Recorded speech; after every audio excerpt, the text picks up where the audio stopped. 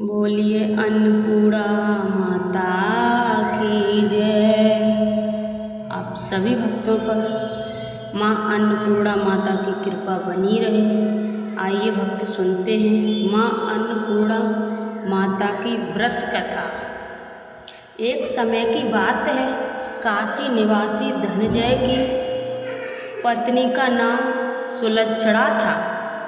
उसे अन्य सब सुख प्राप्त थे, केवल निर्धनता ही उसके दुख का एक मात्र कारण थी। ये दुख उसे हर समय सताता रहता था। एक दिन सुलक्षणा पति से बोली, स्वामी आप कुछ उद्यम करो जो काम चले। इस प्रकार कब तक काम चलेगा? सुलक्षणा की बात धनंजय के मन में बैठ गई और वह उसी दिन विश्वनाथ शंकर जी को प्रसन्न करने के लिए बैठ गया और कहने लगा, हे देवादिदेव विश्वेश्वर, मुझे पूजा पाठ कुछ आता नहीं है, केवल आपके भरोसे बैठा हूँ। इतनी विनती करके वह 2-3 दिन भूखा प्यासा बैठा रहा। ये देखकर भगवान शंकर ने उसके कान में अन्नपूर्णा अन्नपूर्णा अन्नपूर्णा इस प्रकार 3 बार कहा। ये कौन, ये क्या कह गया? इसी सोच में धनंजय पड़ गया कि मंदिर में आते ब्राह्मण को देखकर पूछने लगा, पंडित जी अन्नपूर्णा कौन है? ब्राह्मण ने कहा, तू अन्न छोड़ बैठा है तो तुझे अन्न ही बात सूझती है, जा घर जाकर अन्न ग्रहण कर। धनंजय घर गया, स्त्री से सारी बात कही। वह बोली, नाथ चिंता मत करो, स्वयं शंकर जी ये मंत्र दिया है, वे स्वयं ही खुलासा करेंगे। आप फिर जाकर उनकी आराधना करो। धनंजय फिर जैसा था तैसा पूजा में बैठ गया। रात्रि में शंकर जी ने आज्ञा दी और कहा, तू पूर्व दिशा में चला जा। वह अन्नपूर्णा का नाम जपता जाता और रास्ते में फल खाता, झरनों का पानी पीता जाता। इस प्रकार कितने ही दिनों तक चलता गया। वहाँ उसे चांदी की चमकती वन की शोभा देखने में आई, सुंदर सरोवर देखने में, या उसके किनारे कितनी ही अप्सराएं झुंड बनाए बैठी थी। एक कथा सुनती और सब मिलकर माँ अन्नपूर्णा इस प्रकार बार बार कहती। ये अगहन मार्गशीर्ष मास की उजैली रात्र थी और राज से ही व्रत का आरंभ था। जिस शब्द की खोज करने वह निकला था वह उसे वहाँ सुनने को मिला। धनंजय ने उसके पास जाकर पूछा, हे देवियों आप ये क्या करती हो? उन सब ने कहा, हम सब माँ अन्नपूर्णा का व्रत करती हैं। धनंजय ने पूछा, व्रत पूजा करने से क्या होता है? ये किसी ने किया भी है? इसे कब किया जाए? ऐसा व्रत है मैं और कैसी विधि है? मुझसे भी विस्तार से बतलाओ। वे कहने लगी, इस व्रत को सब कोई कर सकते हैं। 21 दिन तक के लिए 21 गांठ का सूत लेना चाहिए। 21 दिन यदि न बने तो एक दिन उपवास करें, ये भी न बने तो केवल कथा सुनकर प्रसाद लें। निराहार रहकर कथा करें। कथा सुनने वाला कोई न मिले तो पीपल के पत्तों को रख, सुपारी घृत सुपा कुमारी गुबार पाठ वृक्ष के सामने कर, दीपक को साक्षी कर, सूर्य गाय तुलसी या महादेव को बिना कथा सुनाए मुख में दाना न डाले। यदि भूल से कुछ पड़ जाए तो एक दिवस फिर उपवास करें। व्रत के दिन क्रोध न करें और झूठ न बोलें। धनंजय बोला, इस व्रत के करने से क्या होगा? वे कहने लगे, इसके करने से अंधों को नेत्र मिले, लूलों को हाथ मिले, निर्धनों को धन आए, बांझी को संतान मिले, मूर्खों को विद्या आए। जो जिस कामना से व्रत करे माँ उसकी इच्छा पूरी करती है। वह कहने लगा, बहनों मेरे पास भी धन नहीं है, विद्या नहीं है, कुछ भी तो नहीं है, मैं तो दुखिया ब्राह्मण हूँ। मुझे इस व्रत को सूत दोगी? हाँ भाई, तेरा कल्याण हो, हम तुम्हें अवश्य देंगे, ले इस व्रत का मंगल सूत ले। धनंजय ने व्रत किया, व्रत पूरा हुआ। तभी सरोवर में से 21 खंड की सुवर्ण सीढ़ी हीरा मोती जड़ी हुई प्रकट हुई। धनंजय जय अन्नपूर्णा अन्नपूर्णा कहता जाता था। इस प्रकार कितनी ही सीढ़ियाँ उतर गया तो क्या देखता है कि करोड़ों सूर्य से प्रकाशमान अन्नपूर्णा का मंदिर है। उसके सामने सुवर्ण सिंहासन पर माता अन्नपूर्णा विराजमान है। सामने भिक्षा हेतु भगवान शंकर खड़े हैं। देवांगनाएं चंबर डुलाती हैं। कितनी ही हथियार बांधे पहरा देती हैं। धनंजय दौड़कर जगदम्बा के चरणों में गिर गया। देवी उसके मन का क्लेश जान गई। धनंजय कहने लगा, माता आप तो अंतर्यामिनी हो, आपको अपनी दशा क्या बताऊं। माता बोली, मेरा व्रत किया है, जा संसार तेरा सत्कार करेगा। माता ने धनंजय की जिह्वा पर बीज मंत्र लिख दिया। अब तो उसके रोम रोम में विद्या प्रकट हो गई। इतने में क्या देखता है कि वह काशी विश्वनाथ के मंदिर में खड़ा है। माँ का वरदान ले धनंजय घर आया। सुलक्षणा से सब बात कही। माता जी की कृपा से उसके घर में संपत्ति उमड़ने लगी। छोटा सा घर बहुत बड़ा गिना जाने लगा। जैसे शहद के छत्ते में मक्खियाँ जमा होती हैं, उसी प्रकार अनेक सगे संबंधी आकर उसकी बड़ाई करने लगे। कहने लगे, इतना धन और इतना बड़ा घर, सुंदर संतान नहीं तो इस कमाई का कौन भोग करेगा। सुलक्षणा से संतान नहीं है, इसलिए तुम दूसरा विवाह करो। अनिच्छा होते हुए भी धनंजय का दूसरा विवाह करना पड़ा और सती सुलक्षणा को सौत का दुख उठाना पड़ा। इस प्रकार दिन बीतते गए। फिर अवघैन मास आया। नए बंधन से बंधे पति से सुलक्षणा कहलाया कि हम व्रत के प्रभाव से सुखी हुए हैं, इस कारण ये व्रत छोड़ना नहीं चाहिए। ये माता जी का प्रताप है जो हम इतने संपन्न और सुखी हैं। सुलक्षणा की बात सुन धनंजय उसके यहाँ आया और व्रत में बैठ गया। नई बहू को इस व्रत की खबर नहीं थी। वह धनंजय के आने की राह देख रही थी। दिन बीतते गए और व्रत पूर्ण होने में 3 दिवस बाकी थे कि नई बहू को खबर पड़ी। उसके मन में ईर्ष्या की ज्वाला धधकने लगी थी। सुलक्षणा के घर आ पहुंची और उसने वहाँ भगदड़ मचा दी। वह धनंजय को अपने साथ ले गई। नए घर में धनंजय को थोड़ी देर के लिए निद्रा ने आ दबाया। इसी समय नई बहू ने उसका व्रत का सूत तोड़कर आग में फेंक दिया। अब तो माता जी का कोप जाग गया। घर में अकस्मात आग लग गई। सब कुछ जलकर खाक हो गया।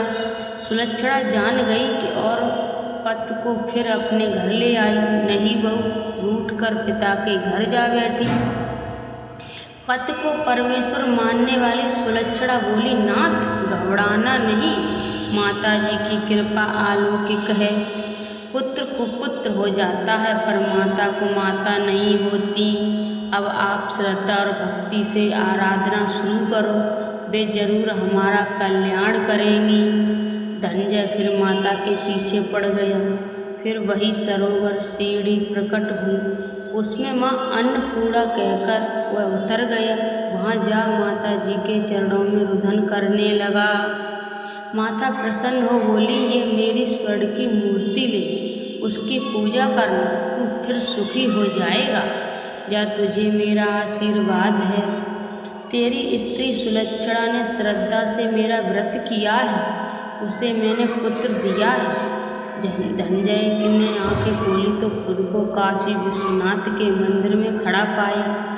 वहाँ से फिर उसी प्रकार घर को आया। इधर सुलक्षणा के दिन चढ़े और महीने पूरे होते ही पुत्र का जन्म हुआ। गांव में आश्चर्य की लहर दौड़ गई। इस प्रकार उसी गांव के निसंतान सेठ ने पुत्र होने पर उसके माता अन्नपूर्णा का मंदिर बनवा दिया। उसमें माता जी की धूमधाम से पधारी, यज्ञ किया और धनंजय को मंदिर के आचार्य का पद दे दिया। जीविका के लिए मंदिर की दक्षिणा और रहने के लिए बड़ा सुंदर सा भवन दिया। धनंजय स्त्री पुत्र सहित वहाँ रहने लगा। माता जी के चढ़ावे में भरपूर आमदनी होने लगी। उधर नई बहू के पिता के घर डाका पड़ा, सब लुट गया। वे भीख मांग कर पेट भरने लगे। सुलक्षणा ने ये सुना तो उन्हें बुलावा भेजा। अलग घर में रह लिया और उसके अन्न वस्त्र प्रबंध कर दिया। धनंजय, सुलक्षणा और उसका पुत्र माता जी की कृपा से आनंद से रहने लगे। माता जी ने जैसे इनके भंडार भरे वैसे सबके भंडार भरना। बोलिए माँ अन्नपूर्णा माता की जय। अन्नपूर्णा माता की आरती। बारंबार प्रणाम मेरी मैया, बारंबार प्रणाम। जो नहीं ध्यावे तुम्हें अब के या उसे विश्राम। अन्नपूर्णा देवी नाम तिहारो, लेत होत सब काम। बारंबार प्रणाम मेरी मैया, बारंबार प्रणाम। प्रलय युगांतर और जन्मांतर, कालांतक तक नाम। सुरसुरों की रचना करती, कहाँ कृष्ण कहाँ राम। बारंबार प्रणाम मेरी मैया, बारंबार प्रणाम। चूमे चरण चतुर चतुरानन, चारु चक्रधर श्याम। चंद्रचूड़ चंद्रानन, चाकर शोभा लखई ललाम। बारंबार प्रणाम मेरी मैया, बारंबार प्रणाम। देव देव दयनी दशा में, दया दया तब नाम। त्राहि त्राहि शरणागत वत्सल, शरण रूप तब धाम। बारंबार प्रणाम मेरी मैया, बारंबार प्रणाम। श्री हे विद्या, श्रीकली कमला काम। क्रांति भांतिमयी, क्रांति शांतिमयी, वर दे तू निष्काम। बारंबार प्रणाम मेरी मैया, बारंबार प्रणाम। बोलिए माता अन्नपूर्णा की जय। बोलिए लक्ष्मी माता की जय। वैभव लक्ष्मी व्रत कथा। किसी शहर में लाखों लोग रहते थे। सभी अपने अपने कर्मों में रत रहते थे। किसी को किसी की परवाह नहीं थी। भजन कीर्तन, भक्ति भाव, दया माया, परोपकार जैसे संस्कार कम हो गए। शहर में बुराइयां बढ़ गई थीं। शराब, जुआ, रेस, अभिचार, चोरी, डकैती, बरेग, बहुत से गुनाह शहर में होते थे। इनके बावजूद शहर में कुछ अच्छे लोग भी रहते थे। ऐसे ही लोगों में शीला और उनके पति की गृहस्थी मानी जाती थी। शीला धार्मिक प्रकृति और संतोषी स्वभाव वाली थी। उनका पति भी विवेकी और सुशील था। शीला और उसका पति कभी किसी की बुराई नहीं करते थे और प्रभु भजन में अच्छी तरह समय व्यतीत कर रहे थे। शहर के लोग उनकी गृहस्थी की सराहना करते थे। देखते ही देखते समय बदल गया। शीला का पति बुरे लोगों से दोस्ती कर बैठा। अब वह जल्द ही जल्द करोड़पति बनने के ख्वाब देखने लगा। इसलिए वह गलत रास्ते पर चल पड़ा। उसकी हालत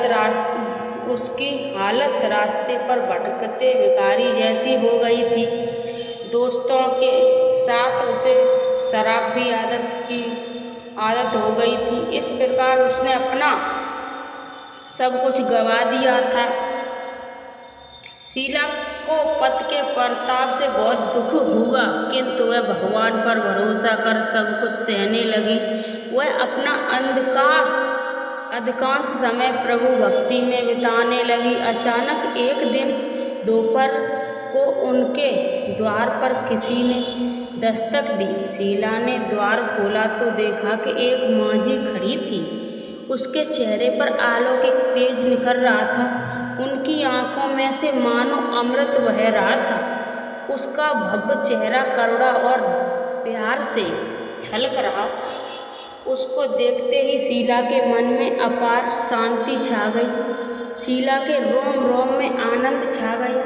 शीला उस मांझी को आदर के साथ घर में ले आई। घर में बैठाने के लिए कुछ भी नहीं था, अतः शीला ने सकुचाकर एक फटी हुई चद्दर पर उसको बिठाया। मांझी बोली, क्यों शीला, मुझे पहचाना नहीं? हर शुक्रवार को लक्ष्मी जी के मंदिर में भजन कीर्तन के समय भी वह वहाँ आई हूँ। इसके बावजूद शीला कुछ समझ नहीं पा रही थी। फिर मांझी बोली, तुम बहुत दिनों से मंदिर नहीं आई, अतः मैं तुम्हें देखने चली आई। माता जी के अति प्रेम भरे शब्दों से शीला का हृदय पिघल गया। उसकी आंखों में आंसू आ गए और वह बिलख बिलख कर रोने लगी। मांझी ने कहा, बेटी, सुख और दुख तो धूप और छाव जैसे होते हैं, धैर्य रखो बेटी, मुझे तेरी सारी परेशानी पता। माताजी के व्यवहार से शीला को काफ़ी सबल मिला और सुख की आस में उसने माताजी को अपनी सारी कहानी कह सुनाई। कहानी सुनकर माताजी ने कहा, कर्म की गति न्यारी होती है। हर इंसान को अपने कर्म भुगतने ही पड़ते हैं, इसलिए तू चिंता मत कर। अब तू कर्म भुगत चुकी है, अब तुम्हारे सुख के दिन अवश्य आएंगे। तू तो माँ लक्ष्मी जी की भक्त है। माँ लक्ष्मी जी तो प्रेम और करुणा की अवतार हैं। वे अपने भक्तों पर हमेशा ममता रखती हैं। इसलिए तू धैर्य रखकर माँ लक्ष्मी जी का व्रत कर, इसके सब कुछ ठीक हो जाएगा। शीला के पूछने पर माताजी ने उसे व्रत की सारी विधि भी बता दी। माताजी ने कहा, बेटी माँ, लक्ष्मी जी का व्रत बहुत सरल है। उसे वरद लक्ष्मी व्रत या वैभव लक्ष्मी व्रत कहा जाता है। ये व्रत करने वाले की सब मनोकामना पूर्ण होती हैं। वह सुख संपत्ति और यश प्राप्त करता है। शीला ये सुनकर आनंदित हो गई। शीला ने संकल्प करके आंखें खोली तो सामने कोई न था। वह विस्मित हो गई कि मांझी कहाँ गई। शीला को तत्काल ये समझने में देर नहीं लगी कि मांझी कोई नहीं, साक्षात लक्ष्मी ही थी। दूसरे दिन शुक्रवार था। सवेरे स्नान करके स्वच्छ कपड़े पहनकर शीला ने मांझी द्वारा बताई विधि से पूरे मन से व्रत किया। आखिरी में प्रसाद वितरण हुआ। ये प्रसाद पहले पति को खिलाया। प्रसाद खाते ही पति के स्वभाव में फर्क पड़ गया। उस दिन उसने शीला को मारा नहीं, सताया भी नहीं। शीला को बहुत आनंद हुआ। उसके मन में वैभव लक्ष्मी व्रत के लिए श्रद्धा बढ़ गई। शीला ने पूर्ण श्रद्धा भक्ति से 21 शुक्रवार तक वैभव लक्ष्मी व्रत किया। 21वें शुक्रवार को मांझी के कहे मुताबिक उद्यापन विधि कर 7 स्त्रियों को वैभव लक्ष्मी व्रत की 7 पुस्तकें उपहार में दी। फिर माताजी के धन लक्ष्मी स्वरूप की छवि को बंधन करके भाव से ही मन प्रार्थना करने लगी, हे महालक्ष्मी, मैंने आपका वैभव लक्ष्मी व्रत करने की मन्नत मानी थी, वह व्रत आज पूर्ण किया। हे माँ, मेरी हर विपत्ति दूर करो, हमारा सबका कल्याण करो। जिसे संतान हो उसे संतान देना, सौभाग्यवती स्त्री का सौभाग्य अखंड रखना, कुंवारी लड़की को मन भावन पति देना। जो आपका ये चमत्कारी वैभव लक्ष्मी व्रत करे उसकी सब विपत्ति दूर करना, सभी को सुखी करना। हे माँ, आपकी महिमा अपार है। ऐसा बोलकर लक्ष्मी जी के धनलक्ष्मी स्वरूप की छवि को प्रणाम किया। व्रत के प्रभाव से शीला का पति अच्छा आदमी बन गया और कड़ी मेहनत करके व्यवसाय करने लगा। उसने तुरंत शीला के गिरवी रखे गहने छुड़ा लिए। घर में धन की बाढ़ सी आ गई। घर में पहले जैसी सुख शांति छा गई। वैभव लक्ष्मी व्रत का प्रभाव देखकर मोहल्ले की दूसरी स्त्रियां भी विधिपूर्वक वैभव लक्ष्मी व्रत करने लगी। वैभव लक्ष्मी व्रत 7, 11 या 21 जितने भी शुक्रवार की मन्नत मानी हो उतने ही शुक्रवार तय ये व्रत पूरी श्रद्धा तथा भावना के साथ करना चाहिए। आखिरी शुक्रवार को इसका शास्त्रीय विधि के अनुसार उद्यापन करना चाहिए। आखिरी शुक्रवार को प्रसाद के लिए खीर बनानी चाहिए। जिस प्रकार हर शुक्रवार को हम पूजन करते हैं वैसे ही करना चाहिए। पूजन के बाद में माँ के सामने एक श्रीफल फोड़े, फिर फल से कम 7 कुंवारी कन्याओं या सौभाग्यवती स्त्रियों को कुमकुम या तिलक लगाकर माँ वैभव लक्ष्मी व्रत कथा की पुस्तक की एक प्रत उपहार में देनी चाहिए और सबको खीर का प्रसाद देना चाहिए। इसके बाद माँ लक्ष्मी जी की श्रद्धा सहित प्रणाम करना चाहिए। फिर माता जी के धनलक्ष्मी स्वरूप की छवि को वंदन करके भाव से मन ही मन प्रार्थना करें, हे माँ लक्ष्मी धनलक्ष्मी, मैंने आपका वैभव लक्ष्मी व्रत करने की मन्नत मानी थी, वह व्रत आज पूर्ण किया। हे माँ, हमारी जो मनोकामना हो वह बोलो, मनोकामना पूर्ण करें, हमारी हर विपत्ति दूर करो, हमारा सबका कल्याण करो, जिसे संतान न हो उसे संतान देना।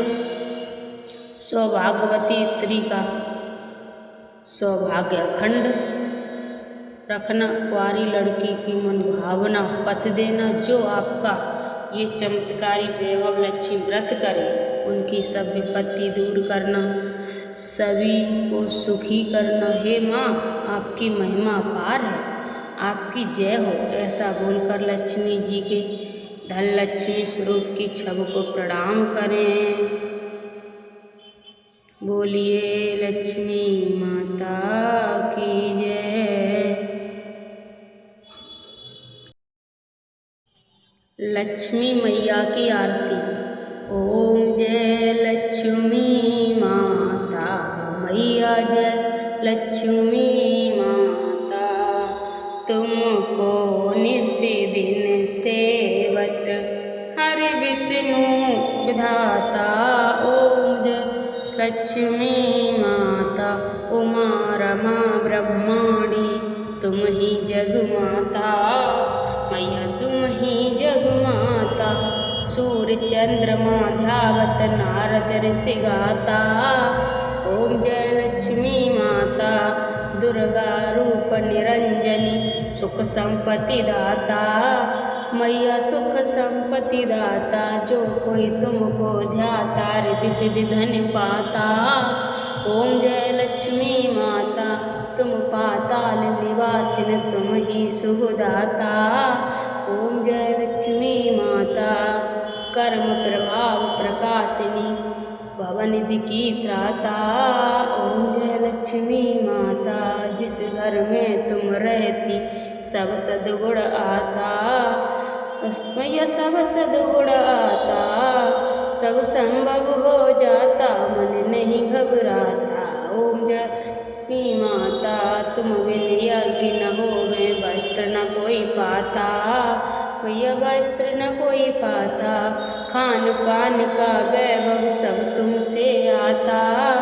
ओम जय लक्ष्मी माता, सुगुण सुंदर मंदिर क्षीर दधी जाता भैया, क्षीर दधी जाता। रत्न चतुर्दश तुम बिन कोई नहीं पाता। ओम जय लक्ष्मी माता, महालक्ष्मी जी की आरती जो कोई जन गाता मैया, जो कोई जन गाता और आनंद समाता, पाप उतर जाता। ओम जय लक्ष्मी माता मैया, जय लक्ष्मी माता, तुमको निस दिन सेवत हरि विष्णु धाता, ओम जय लक्ष्मी माता। आप सभी भक्तों को मैंने अन्नपूर्णा माता व्रत कथा सुनाई और उनकी आरती सुनाई और वैभव लक्ष्मी व्रत कथा सुनाई और लक्ष्मी मैया की आरती सुनाई। उसमें कुछ गलत बोला हो तो आप सभी भक्त मुझे माफ़ करें। इस वीडियो को ज़्यादा से ज़्यादा शेयर करें, लाइक शेयर सब्सक्राइब जरूर करें। कमेंट में जय माँ लक्ष्मी माता अवश्य लिखें, जय अन्नपूर्णा माता अवश्य लिखें।